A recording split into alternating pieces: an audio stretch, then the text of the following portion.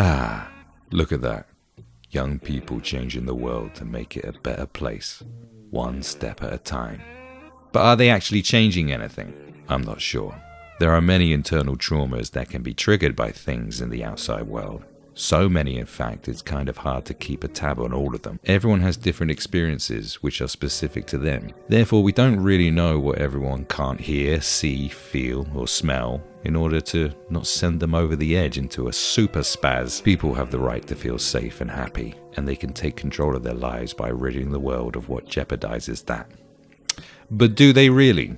No, I don't think so. Here's a fun fact about me. There are about 5 or 6 words in the English language I cannot stand, and some of them make me feel really icky. So icky that when I hear them, I just want to run away and hide. I wish I could live in a world where I never have to hear those words again. In fact, I want to fucking ban them. All of them. What words are they? Nice try. Never reveal your vulnerabilities to your enemies. I could easily go on a life mission and demand that nobody speaks these words around me, and I could make it my life's mission to rid the world of these words and create the ultimate personal utopia. Or maybe I should just ask myself, why on earth do these words cause me so much distress? And what can I do to stop myself feeling this way? Here's something more of you can relate to. Spiders! Ugh. Even saying the word out loud makes me feel like one of the 8-legged fuckers is crawling into my mouth. Arachnophobia is no joke. Loads of us suffer from it. Every day there's the chance that one of these bastards will crawl into my field of vision and freak me the fuck out and proper ruin my day. I can't feel calm and anxiety-free knowing this can happen anywhere, at any time. The world would be a much happier place, for me, if everyone agreed to an 8-legged creature final solution. Now that is a mental idea, and I think I've heard it before. Oh yeah, Hitler. Hitler told everyone that getting rid of a group of people would make the world a better place and solve all their problems. And it turned out just fine. Only kidding. No, it didn't. It was a seriously bad thing to do, and it didn't even work. The Jews are doing great. And Nazis? Well, they're just considered to be ridiculous people. More ridiculous than grown men who dress up as babies for a kink. Hitler had a problem, you know. He was a failed artist. His dad was very harsh and distant, and he was closer to his mother, and she died when he was 17. Adolf had internal problems that he never quite dealt with, because he chose to be negatively affected by the external world. If little Hitler had just addressed his problems and fixed his internal world, we might be living in a very different world right now. Makes you think, doesn't it? It's not just some obscure words and spiders that trigger me. I'm human like every other schlub. When I break up with someone, I get emotionally fucked up every time I hear a love song. And do you know how many fucking love songs there are? Too fucking many, that's how many. I'm severely dyslexic, and I've had to endure the same lame dyslexia jokes my whole life. Should I beat everyone with an iron bar who dares make one? How about this? This is really weird. I seriously used to get freaked out by seeing people in wheelchairs. My heart would pound, and I'd get a funny sensation in my legs, as if I was about to become paralyzed. Why? I don't even know. Like I thought it was contagious. Should I have avoided all wheelchair people forever and demanded that they be excluded from my space? No, that's a terrible idea. What kind of monster would I be? I either had to get over it or address what the hell was wrong with me. Forget what's wrong with me. What's wrong with everyone? We have entered a phase of humanity where too many so-called solutions to our problems are about changing the external world, from laws that enforce the change in our behaviors, to censorship of content and literature, from tearing down monuments to attacking people in the streets. Throughout modern history, this kind of behavior has only led to tyranny and catastrophic failure.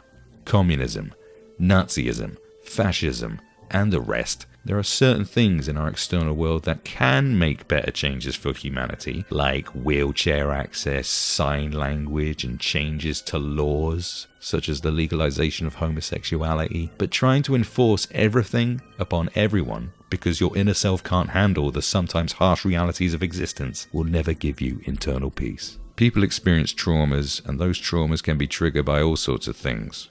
One of the most powerful memory triggers is smell. Fucking smell. You could have been abused by someone who wore 1 million by Paco Rabanne as a kid. Every time you smell it, you'd sink back into a dark and horrid place. So what are you going to do? Do you know how many douchebags choose to wear 1 million by Paco Rabanne? Every douchebag.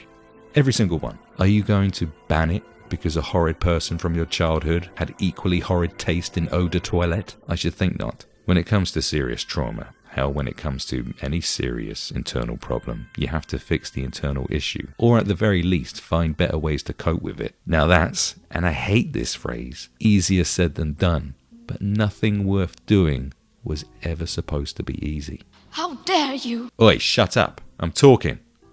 Thanks. Why do I hate dyslexia jokes? Because I'm a weak snowflake? No. For one, I think they're mostly lazy, but mostly because of my childhood. I was treated like shit in primary school by teachers because of their ignorance of my condition, so I've got some kind of childhood trauma, I suppose. But you know what? I just had to get over it and be comfortable with who I am and not take things too seriously. That's the Teflon way. Now let's look at something else. My health paranoia.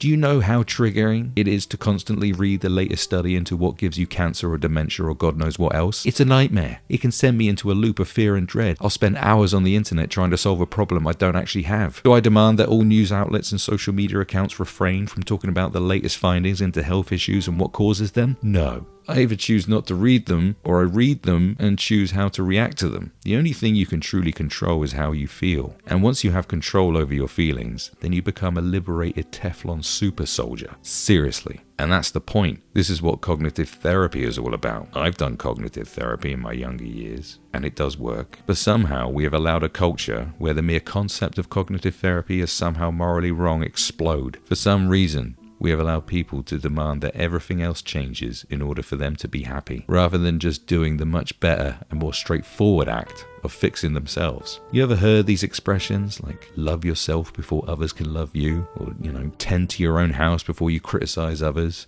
and so on and so on and so on? These are practically cliches because they are fucking true. Just look at the state of things.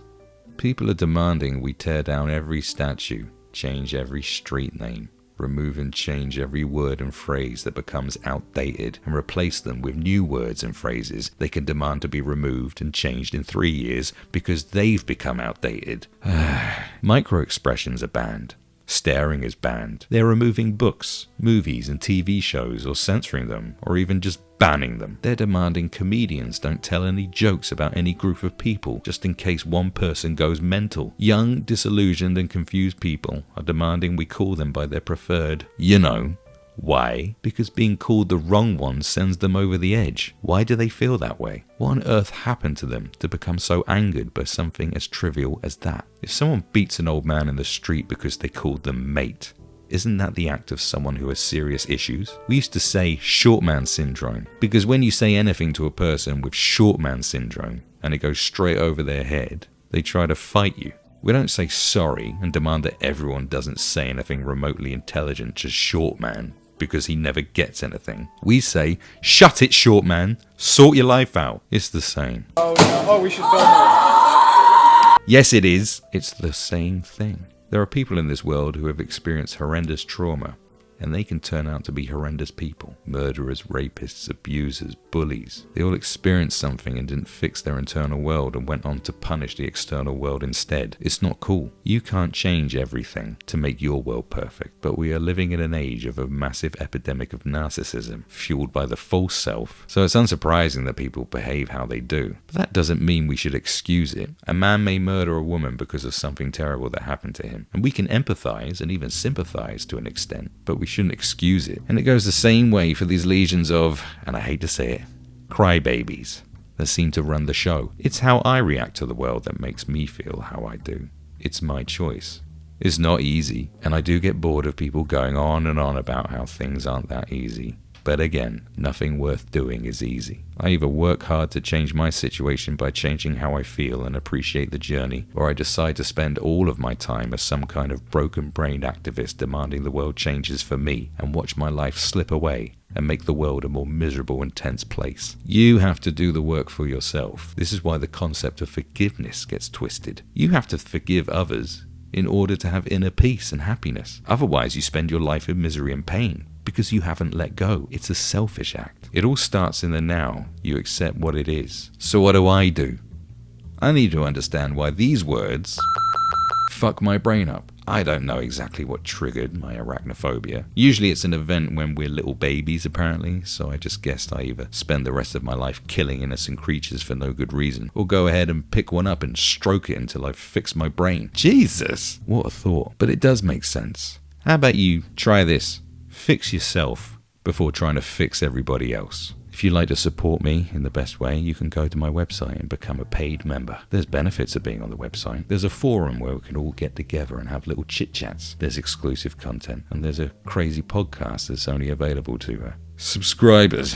Because let's face it, I don't want any money off any advertisers the way they're going. Do you want to support these companies that just support mental illness in this way? Like, have you seen these advertisers and what they're getting up to? Have you seen what companies are doing now? Oh my God.